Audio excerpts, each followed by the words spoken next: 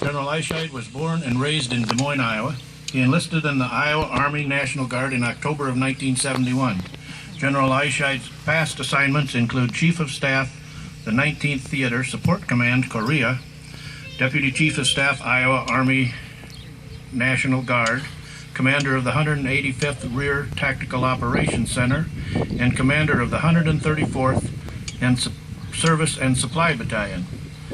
General Eischeid's decorations include the Legion of Merit, Meritorious Service Medal with 2 oak leaf clusters, Army Commendation Medal with 2 oak leaf clusters, Army Achievement Medal, Humanitarian Service Second Award, and numerous other commendations. General Eischeid's education includes Command General Staff College and an MBA in Business Administration. General Eischeid is currently the General Manager for Poet Bio-Refining Ethanol Plant in Gowrie, Iowa. General?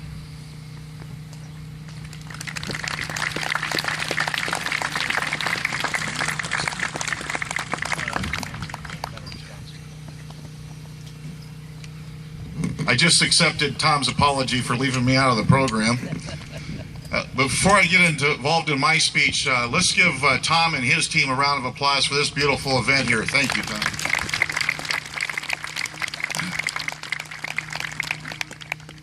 I spoke yesterday at Farnhamville, and the commander over there, he kind of reached out to the crowd and was pleading for some help because him and 3 other individuals posted all the United States flags, and he was hoping he was going to get a little more involvement for today or this afternoon, so I wish him the best of luck on that. I'd like to get started this morning by saying good morning and reminding all of you that we gather here today and we are still a nation at war. Like it or not, that is a fact. Our enemy is savage, offers no quarter, and a single focus. That is to either eliminate all of us at home or enslave us in a sick form of extremism that serves no God or purpose that decent men or women could ever grasp. Some Americans do not support the war, and because of this, we must constantly remind them to support our troops. Thanksgiving is a day that we pause to give thanks for the things that we have. Memorial Day is when we pause to give thanks to the veterans who have fought for the things that we have. I would like now for all the veterans here today to please rise or raise your hand for me. Please do that right now. Please stand or raise your hand.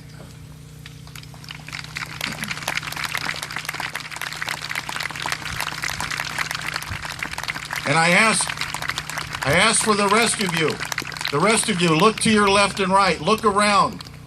Look at these fine twice-a-citizen Americans who made a sacrifice, took time out of their personal lives and gave it to God and country, and are offering the freedom that we enjoy today as we stand here. Look around and take advantage of this opportunity and say thank you to these veterans that are here with us today.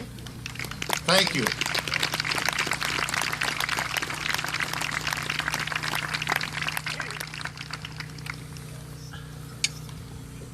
We come here today to not mourn our fallen veterans, but to praise them for their sacrifices and to say thank you to those who stand with us here today.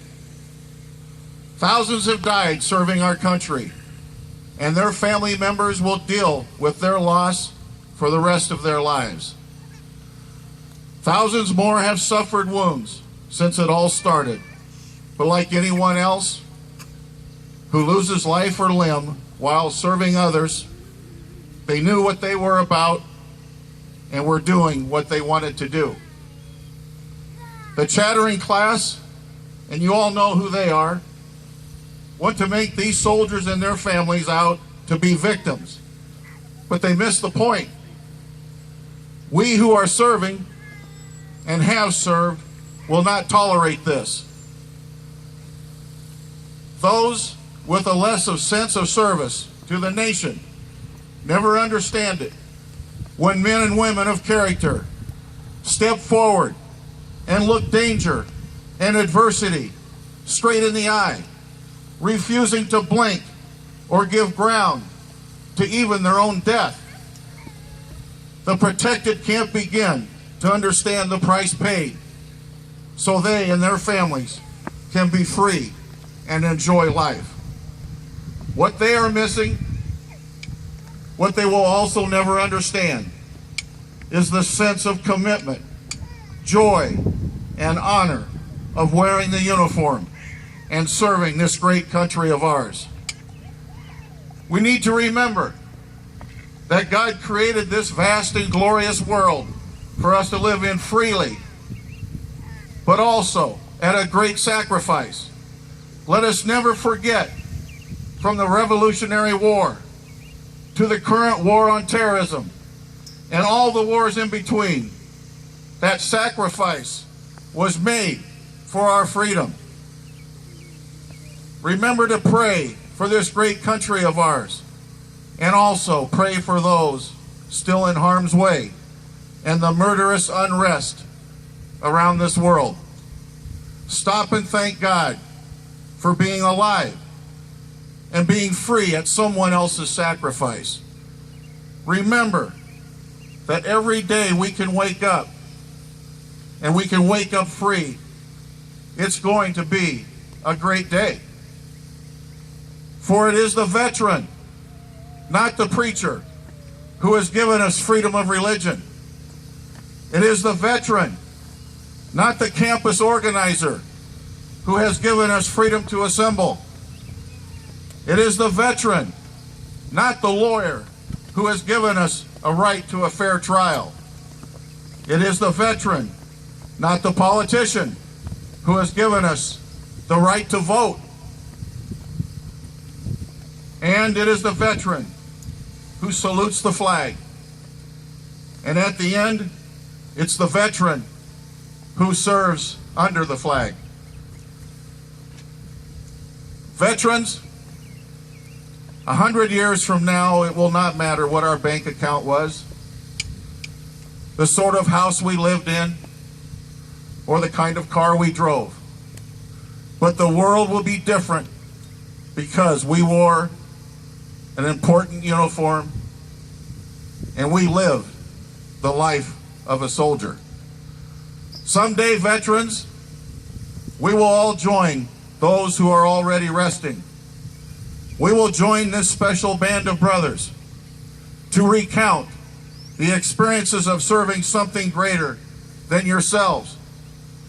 I believe in my very soul that the Almighty reserves a corner of heaven, probably around an extinguishable campfire of boiling coffee and frying bacon, where someday we can meet and embrace all of our band of brothers throughout the ages to tell our stories while the envious stand by, watch, and wonder how horrific and crucible violence must have been to bring such a disparate assemblage so close to the hand of God.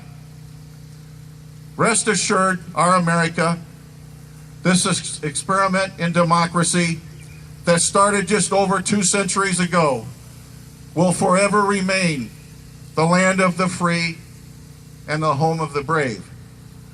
So long as we never run out of young men and women who are willing to step forward, raise their right hand, and take the oath to protect and defend this beautiful country of ours, and face hostility straight in the eye, and not blink, and not hesitate to eliminate those who desire to take our freedom away.